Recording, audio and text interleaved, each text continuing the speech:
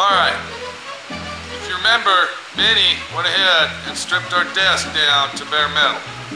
So everything's stripped down, it's ready to do all the body work. As you see, I started grinding down where I need to finesse that body work.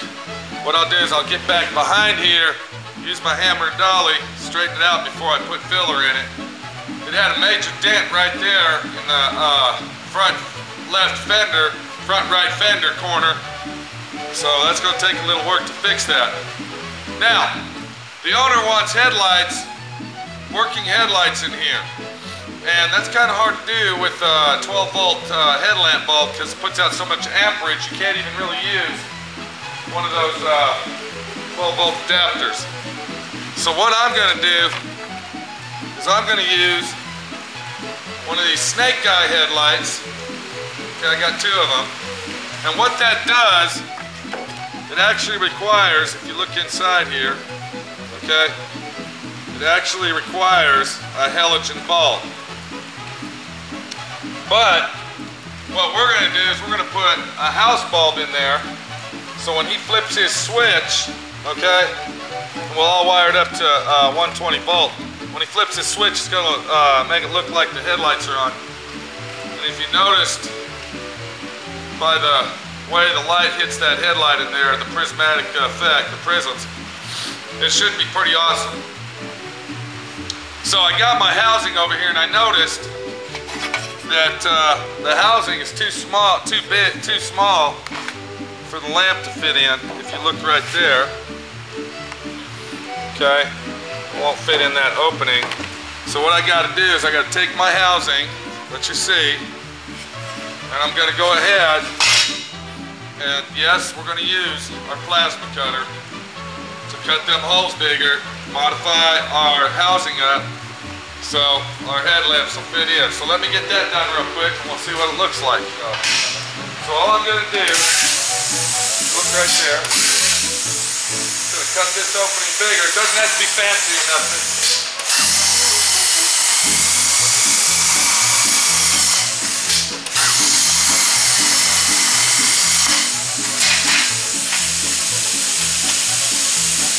So, look right there. I think that's going to be big enough for our light to fit. If you notice, we got the back of our headlight, made our hole bigger. We'll stick it up in here. Got a little rubber tab there. I'm going to line up our notches, and it looks like it's going to fit really nice. I went ahead and cut the hole out with my plasma cutter all the way through the whole housing after I did the outer housing. As you see, I took it off. So now our custom cat's eye headlights are going to fit in there perfect. And when he flips that switch, they're going to come on. What do you think of that, Cameron? I think it's all right. Think that looks pretty good? That looks real good. And then what we'll do is we'll take it off the back here, take that rubber off.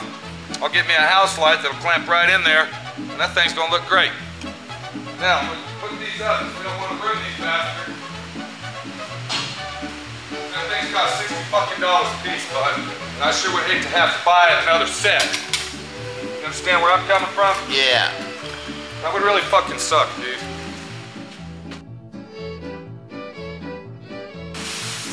Now, I was telling you about fixing all these dents here. What I did is I grounded down the rust.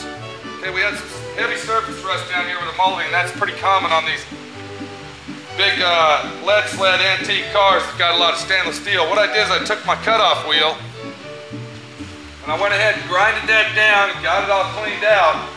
But we didn't stop there. I went ahead and used my grinder, cleaned the rest of it out. And what I use on that surface rust like that is I use Rust-Con. Now what that stuff is, it's a spray-on adhesive spray that chemically destroys the rust and converts it to black primer. And I'm sure that y'all seen other brands of it, this, that, and the other. And what you do is you shake it up vigorously, and all you gotta do is spray it, just like so.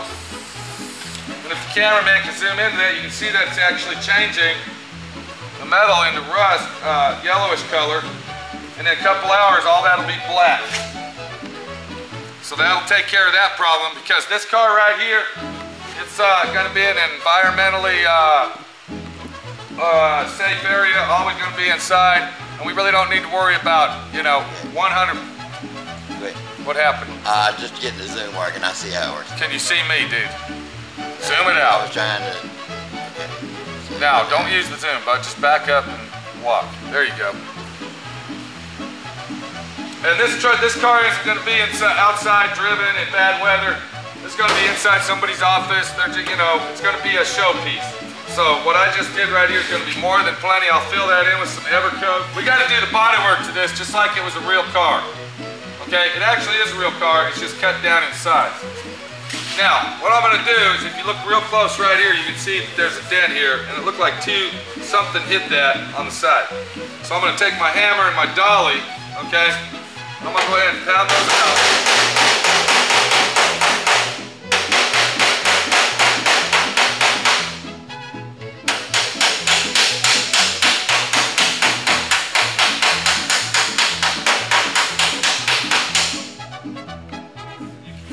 That's coming out. Now what I'm going to do is I was using that on the inside. Now I'm going to use my flathead.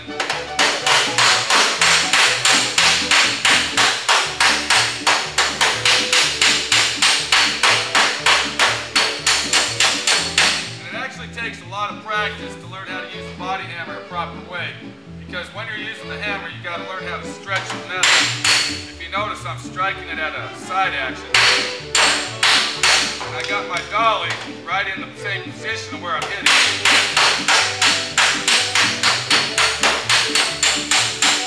So that just saved me about 2 hours of body work.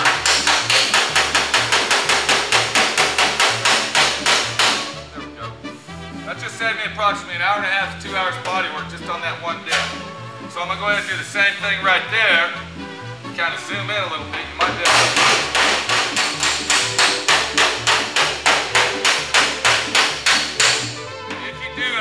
Body work just like I'm showing you, you'll have a lot nicer, cleaner, straighter car than just filling it with Bondo and sanding it down. And the cameraman, he's kind of a auto body buff. Would you agree with that, camera I agree guy? with that 100%. Would you agree that pounding the dent out first before filling it in is the proper way to do it? Because I'm feeling a little bit of a high spot right here. Okay, that's looking pretty good. There's one little. Okay, just from doing that right there, saved me 2 hours. That's just a little 101 lesson on how to knock them dents out the proper way. I think the owner of this desk is going to be very, very happy when he sees it. I think it's going to look better than his street rod, Rick. All right. What do you think? I think it's going to be sharp. Because everything that comes out of Southwest Rod and Custom is top notch. Am I correct? That's correct, man. And you wouldn't fucking lie to me, would you, dude? Nah, sure would. Because I let you use my paint booth the other day. That's right. Now, we're not saying it because. Nah. Okay. So there you go. We got our dent knocked out. We got to knock this one out. I'm going to finesse this one. This is a major, major dent. I don't know what I'm going to be able to do with it, but it'll look brand new when we're done. I got our rust taken care of, okay? And we also got our headlights ready to pop in the car and hook up. That camera guy. I think that, I think it's gonna look nice. Yeah. Huh? What's the problem, bud? What? 100% right, man. Ain't no fucking problem here, dude. You got a problem? I got no problem. Okay, let's get it done then. All right. All right, thank you.